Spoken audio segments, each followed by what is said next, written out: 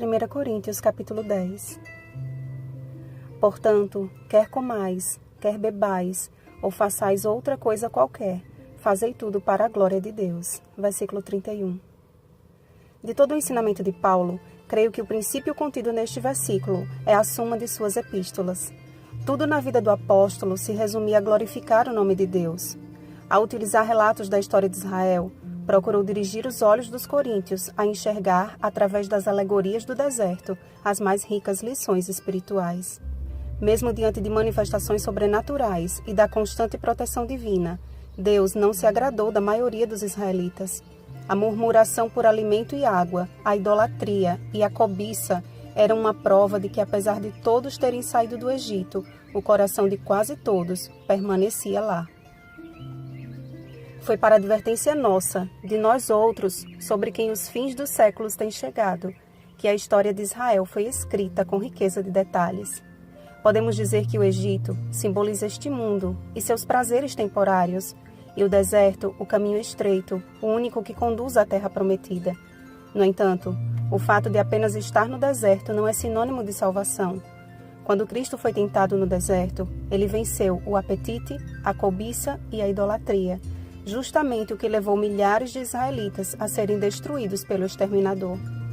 Debilitado, fraco e faminto, Jesus confiou na provisão do Pai e, revestido de sua armadura, guerreou contra Satanás, munido das mais potentes armas do cristão: a oração, o jejum e a palavra de Deus. Deus é fiel e não permitirá que sejais tentados além das vossas forças. No mundo espiritual, todo aquele que, como Cristo, passa pelo batismo, segue para a segunda etapa, o deserto. É justamente no deserto que a nossa fé é provada e o fogo das aflições demonstram quem é ouro e quem é escória. Paulo compara a coluna de nuvem e a travessia do Mar Vermelho com o batismo e logo depois relata alguns fatos que aconteceram a Israel no deserto. Através do maná e do manancial da rocha, o povo recebeu provas inequívocas do cuidado de Deus. Ainda que em lugar inóspito e desprovido das necessidades básicas, Deus promete dar sustento ao seu povo, se tão somente nele confiar. Porque sem fé é impossível agradar a Deus. Hebreus 11:6. Enumerando os pecados de Israel, Paulo declarou como em forma de mandamentos: 1. Não cobicemos as coisas más. 2. Não vos façais, pois, idólatras. 3. E não pratiquemos a imoralidade. 4. Não ponhamos o Senhor à prova.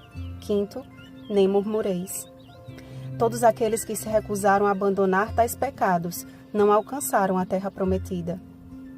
Confiando em seus corações enganosos, pensando estar de pé simplesmente pelo fato de estar no meio do povo de Deus, a esmagadora maioria caiu antes de chegar a Canaã. Hoje vivemos no mesmo contexto. Sob um disfarce sutil e discreto, Satanás faz parecer que estamos seguros. Ele não está preocupado que abandonemos a igreja, mas que permaneçamos nela indiferentes à vontade de Deus, que nossos próprios interesses e vontades egoístas superem as coisas espirituais que de fato edificam. Que a oração, o jejum e o exame das Escrituras fiquem em segundo, terceiro ou em último plano, ou que sejam simplesmente ignorados. Então nossa comida, nossa bebida, o que vestimos, o que falamos, o que contemplamos, o que ouvimos, deixam de ser considerados para a glória de Deus e passam a ser rebaixados para a glória do nosso eu, nos impedindo de chegar a Canaã celestial. Não vos torneis causa de tropeço, amados. Não busquemos o nosso próprio interesse, mas o de muitos, para que sejam salvos.